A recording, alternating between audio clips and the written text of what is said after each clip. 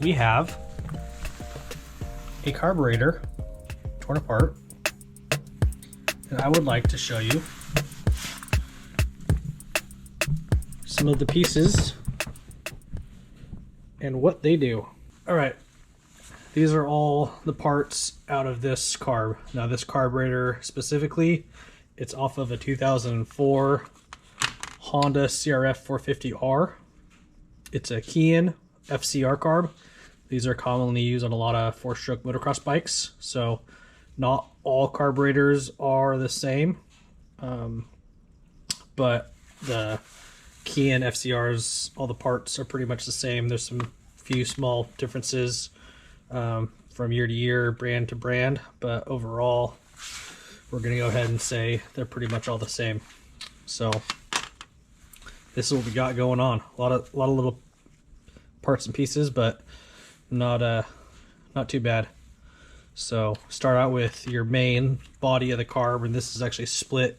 There's a mid body, so this actually comes, these bolts come off. There's a couple little tiny ones inside of here. This comes apart. There's some O-rings inside, but we're not going to get that carried away today. The jets go down this way, so the carburetor sits. This is the bottom, this is the top. Your jets are down here, your fuel is down over here. Fuel comes in, fuel line in through here, down into the bowl. This is your float bowl. This little brass piece, that's actually the drain. So when the fuel rises, it'll actually come out of that and drain down. So if you ever see a bike tip over and the fuel comes out, it's because the fuel is above this little hole and it comes out. There's also a leak jet that goes inside of this little threaded port, and this is the accelerator pump diaphragm little area, and then you have your float bowl cap that goes onto there. That's what the cap looks like. There's an O-ring on it. This one's actually pretty cool. This is an older, like I said, an 04 Honda, and it has a bunch of little holes in it. This is another float bowl cap. This one only has 2 holes, and basically what this does, it holds fuel. So you screw this on. Well, now this is the low point of the carb. That is where the main jet and pilot jet kind of pick up fuel from. So there's people that make float bowl caps like this with multiple holes. I think I've seen some companies make them where they're a little bit deeper, so they hold more fuel. Some pretty cool stuff out there, but this is just a stock 04 Honda cap, and it's got the holes in it. If you look, there's an O-ring, and this one is super flat. So a normal O-ring, it's round. It's a round rubber ring.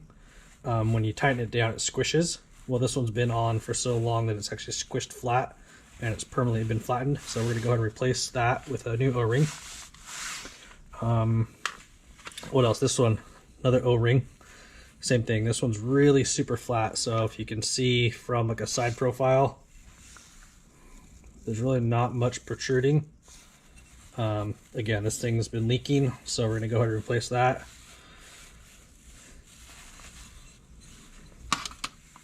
This is your float. So like I was talking about earlier, float sits like this, and when the gas fills up the carburetor, it's hollow, it's really lightweight, it rises, and you have another little piece. It's called a float needle. It's got a rubber tip on it, and that plugs this hole, which is linked to your inlet. When the float goes up, this pivots and will close, and when the float lowers, it will open and let more fuel in. Sometimes what can happen if you have a really old bike, or if it's been damaged, this won't seal. So a lot of times if you have an overflowing carb, the little float needle, it's either going to be kind of tapered in and not a nice flat surface. This one looks okay. We'll keep that one. Talking about Accelerator pump diaphragm. This is the diaphragm cover. There is an O-ring, or it's like a square style little ring. That one's actually supposed to be flat on the edges, it's not round. And then there's an O-ring that goes onto here. We're going to replace that one too, because I just tossed it because it was squished and old. But here's what happened with old fuel. So this thing totally deteriorated. Even if you drain the gas out of the float bowl, out of your carb, and you turn your gas off or whatever, there could still be fuel sitting inside of this because this is all capped off. And the diaphragm can deteriorate. It's just rubber, so this is a brand new one. There's different ones, different brands, different years. Again, that little standoff, that's what keeps it. It goes in like this, and then there's a shaft right here.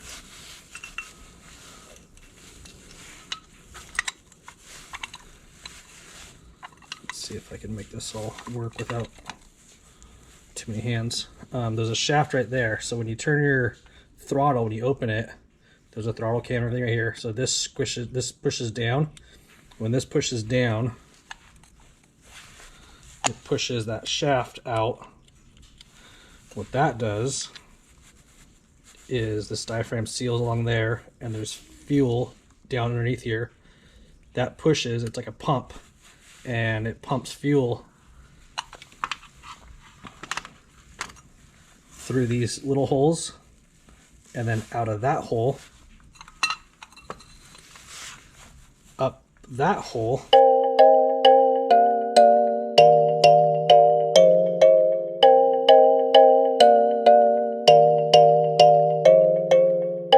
through that port, which has a leak jet, which is a little baby tiny jet, has a little tiny hole in it. This is a leak jet size 55. Usually stock, I think they come 70, and what we like to do is put a smaller leak jet, and what that does is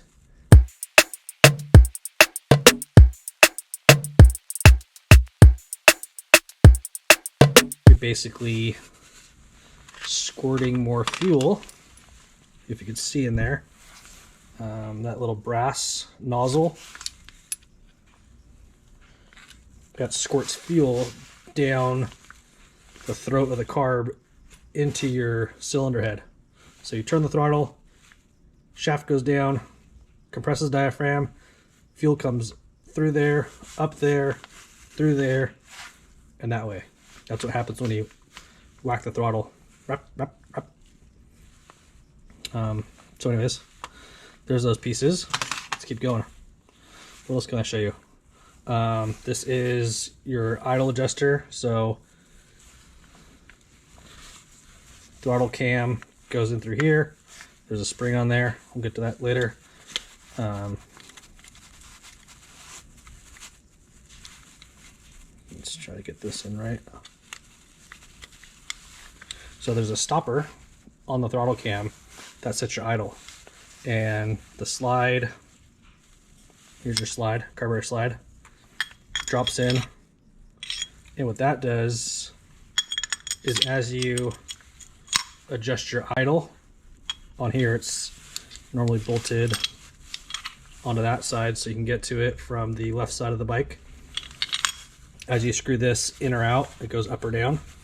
That is actually either opening or closing the slide. It just does it very, very small amounts.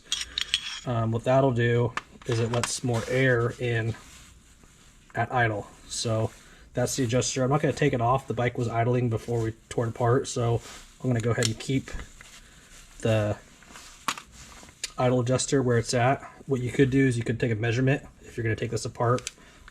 Really no need to for me. I just threw this whole thing into the sonic cleaner, cleaned it all. This is how it came out. So we're just going to go ahead and leave that the way it is. This is the cap that goes on top. Pretty simple. Again, there's an O-ring on here. These don't tend to get as smashed that bad as the float bowl or the float bowl cap. O-rings do. I'm not really sure why. Maybe they're not tightened down that much. They have these little seats that seat them into there and don't allow you to compress them that much, or maybe they're just not taken apart a whole lot. This is the slide. So there's little bearings, 3 bearings. I don't know why there's 3 and not 4. If somebody knows why that is, go ahead and clue me in. But there's 1 wheel that just goes on, and then there's 3 other wheels that have the big opening for the bearings. And I've seen these come apart. You want to check them. Sometimes they'll crack. Just make sure there's nothing visually wrong with them. They shouldn't wear out, so to speak, but I have seen stuff happen, so just check them if you're taking a carb apart and you're looking at them. Slide plate. So this little guy goes like that. Usually has a marking, little M stamped in it. There is a O-ring. It's kind of a tapered O-ring, or convex if you want to call it. There's 2 sides. So when you put it on, it goes on that way and it kind of flares out over that stepped edge. This one looks fine. Sometimes they'll get kind of blown out or worn out. Not an often part people replace, but they do tend to see some wear. So if you look at this one, there's a little bit of wear on it, not enough to really be worried, but they will tend to wear this material off, and then the slide can vibrate a little bit in there and cause some problems with jetting and tuning and all that. So just keep an eye on that part. It should kind of hold itself in there, but that slides down inside of there. Oop, losing pieces here.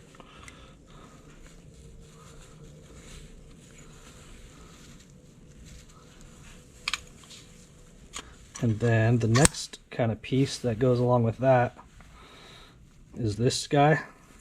Also has some little roller wheels. There's no bearings, these just slide on that little steel shaft, so nothing too major with that. There are bearings inside the carb, so if you do clean it with a sonic cleaner and a water-based solvent, just make sure you dry these out or spray a little bit of lube inside there. They are bearings, so you don't want them to rust or have any water sitting in there. That goes in like that, and then the slide cam, or the throttle cam, goes through there, and it keys into this. The spring, take a look at this guy. There are different springs too, so you can get a lighter spring if you want a really light throttle. This is just the standard spring. And then there are 2 washers. So there is a plastic washer and a metal washer. When they stack up, it's the metal washer, then the plastic washer, and they sit down in between the little slide. I don't know what you call that piece. It's probably a term for it, but we'll just call it the slide rocker. If I can do this for you guys here, I'll show you what's going on. So this, on the other end of that spring, catches that little lip in there on the carb. But first we have to put our washers onto our throttle cam, so I'll push it through a little bit.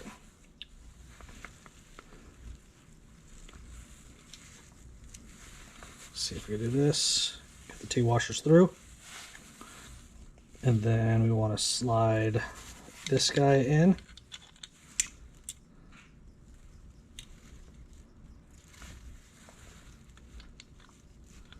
If we can. And we're not going to worry about the alignment right now because it'll pivot since it's not bolted. And then if you look on this side, we push the accelerator pump out of the way, trying to keep our spring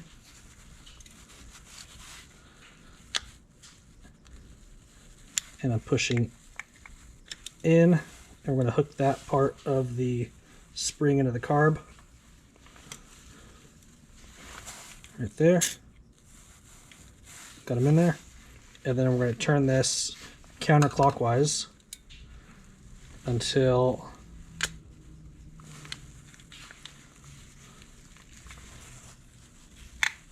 let's see. So that lines up on our throttle stop for our adjuster, and then we'll go ahead and pop that open. Like I said, there's no bolts in there, so we'll slide the slide back up, and we can align those little wheels into there, and there we go. And then there's a bolt that goes into here. Next step is the needle. So the needle goes down through the center of the slide. There's little letters stamped onto the top of the needle, and then there's a clip, and there's a bunch of little grooves on the needle. Those are your clip positions. So if you're talking about a needle in the clip position, it's always from the top. So this is on the 4th position. This is a NCYR needle, and it's on the 4th. So we're going to go ahead and leave that there. Drop the needle down. Try not to push it or pry it. You just want to drop it because you can damage there's a taper end on there, and these things are really thin and fragile. They're aluminum. Just drop it down in. And then this goes down on top, and this little spring-loaded guy, he just puts tension on the needle, keeps them down in. And then normally there's these little Phillips screws. This is the one for the slide. I personally like to run these Allen, socket head Allen screws. So I'm going to go ahead and put one of these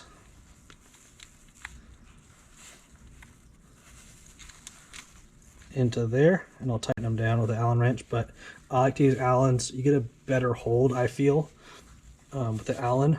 Sometimes the Phillips, over time, if people work on the bike, you can strip them out or round them off. Sometimes dirt gets stuck in them. A little bit harder to work with. I like the stainless Allens. It's a little bit cleaner, I think, and a different look. So that's what I go ahead and run with. But that's right there. Slide opens. Everything's moving freely and nicely. This is where the hot start goes, and then the choke. So this is your choke. It just threads into there, and when you pull it out, there's a little passageway through there, all the inner workings of the carb. You basically, when you're pulling it out, you're blocking or opening an orifice. Same thing for the hot start. There's a little plunger in there, so when you pull it one direction, it goes that way. When you push it back in, it goes the other way. Pretty simple. Talking about the fuel inlet, this is what it looks like. So there's 3 O-rings, and if you ever see fuel leaking out of there when you turn your petcock on and fuel comes through and you see fuel leaking, it could be these O-rings. So a lot of times these O-rings do get dry or cracked or worn out. There's not a lot of movement really. Once your fuel line's on, it should stay pretty much in a stationary position, but they do wear. Everything wears. So if you see that there's a little bit of play in it or there's leaking, you can replace those O-rings. What else do we have? Fuel screw. Fuel screw goes into that hole there. It's threaded. There's a spring, and then there is a little baby, so we get this guy, little tiny metal washer, and then a little tiny baby O-ring. The O-ring is actually stuck up inside there. A lot of times they'll stay up in there. I didn't want to try to pull it out or damage anything, so we just left it. So we're not going to put a new one in because there's one in there, but that is how it goes. Fuel screw goes in.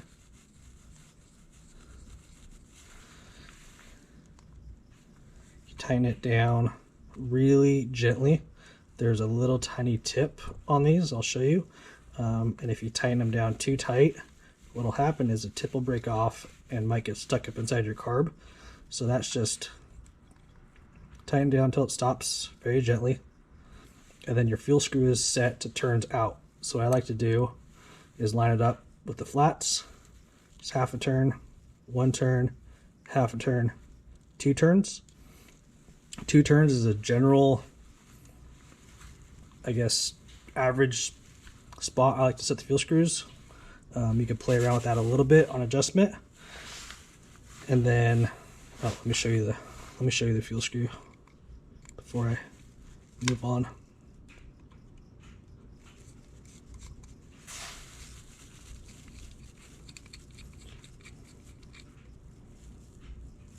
Oh, and there's our O-ring. So our O-ring did come out.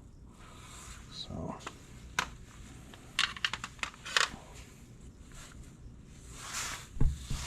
here is the fuel screw. There's a really tiny little pointed, it's not a pointed tip, but it's a little very small tip on there. And that's what plugs or seals up inside the carb. You shouldn't really ever have the fuel screw completely closed. And if you have it too many turns open, you could risk the fuel screw falling out. So generally 2 turns is about a good spot. You can go a little bit more or a little bit less, but that's a good spot. If you have to turn it too many turns out, you usually have to go up on your main jet. If you have to turn it in, it's usually an indication to go down on the main jet. And then looking at the bottom of the carb, this is from the bottom looking up again. Your main jet is going to be right here, and the pilot jet is right here. This main jet is a 165, and that just screws in.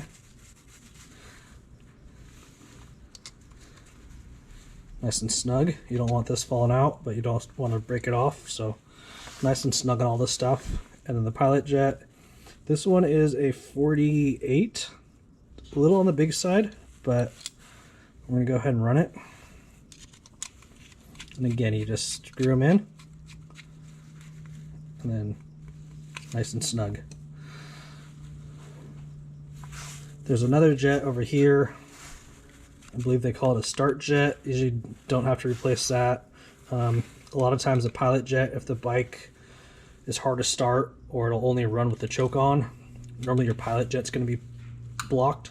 The pilot jet is what gets the fuel for the initial startup. So when you start the bike and it's just idling, the fuel is flowing through the pilot jet because your throttle's closed, the needle is going through your slide, and it's plugging the main jet.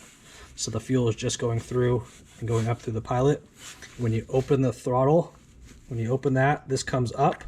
Now the slide moves up. Now your needle is coming out of your main jet, and now fuel is coming out through the main jet. Usually the main jet works between half throttle and full throttle.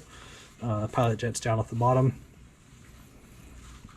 And that's pretty much, I think, all the little bits and pieces. We're gonna go ahead and reassemble this stuff. Put some new O-rings, put some new seals, ease the bolts. We'll go ahead and show you the kind of the tools that you need. Not too many specific ones, but I like to have these kind of specialty tools. Weehaw, if that's how you say it, I don't know. But this is a 6mm nut driver, so this works good for the main jets. Then I have two screwdrivers. This one is a 0.8 by 4. That's the size of the tip. This works really good for the pilot jets because it fits in really well. This is a little bit smaller of one. This is a 0.5 by 3. It's a little bit too small for the pilot jets. Sometimes it'll wear out the flat on the pilot, but I do like this for the leak jet because the leak jet is smaller, and when you go to put the leak jet in, it doesn't stick out the sides of the leak jet. Sometimes if you have a bigger screwdriver, you'll actually get into that aluminum of the float bowl, where this just sits just inside. So you can just tighten it down in, and we're seated. Here's the bigger one. Sometimes the bigger one can stick out, and you might wear that or break the tip off. Pretty much it. All this stuff can be done in your garage. Just take your time. Like I said, O-rings, new float bowl, gasket, float bowl cap, new accelerator pump diaphragm. Clean everything in the ultrasonic cleaner.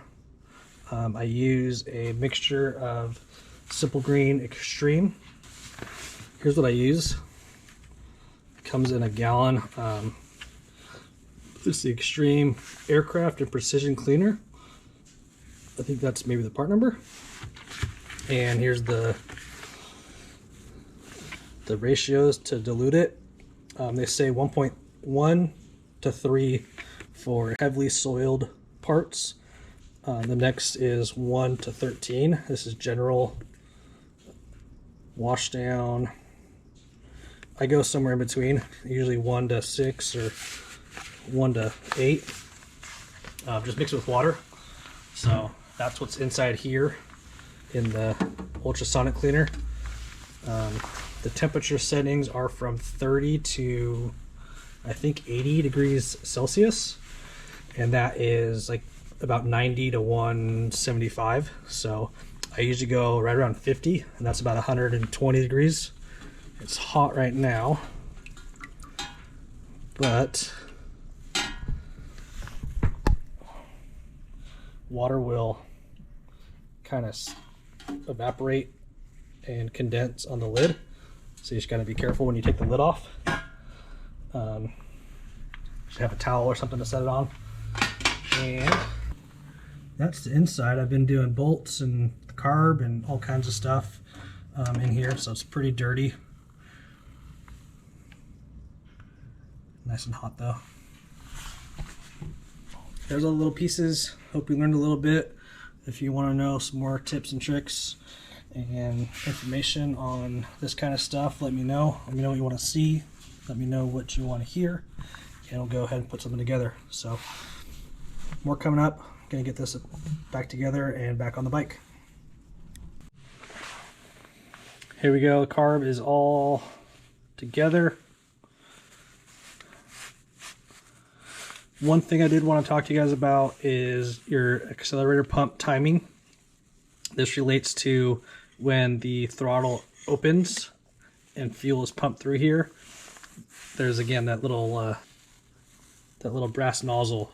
When you open, what happens is fuel is going to get pumped, and you want it to squirt as the slide's opening. Now there's an adjuster screw here. When you turn the screw in, it'll delay the squirt, and turn the screw out, it will quicken the squirt. What I like to do is hook this up to a fuel line, get some fuel inside the carburetor, pump this a few times, get the fuel inside. And what you do is you go from closed, you just hold the throttle cam, and you go open, and you want to make sure it's squirting just as the slide's opening. Sometimes it'll hit the slide, so what's happening is you're getting fuel out of the nozzle, but it's hitting the back of the slide, and that's not getting down in your engine. So a lot of times when this is adjusted incorrectly, you're not getting the right squirt, the right timing. Sometimes it can be too late to where the slide's already open and then it squirts. Then it's too late. So you want it to be right when you open, that the squirt misses the bottom of the slide and goes right down into the throat. And again, you can change that amount it squirts with the leak jet, and then also the adjustment here. So one little piece of advice for you guys. Other than that, we're gonna go ahead and check that, put this on the bike, get the throttle cables back on, get the cover back on here, plug this in, and she's ready to go.